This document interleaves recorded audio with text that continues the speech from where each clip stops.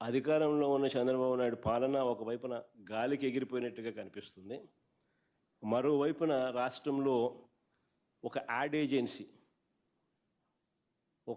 Agency నడిపిస్తా అన్నట్టుగా రాష్ట్రం నడుస్తూ ఉంది.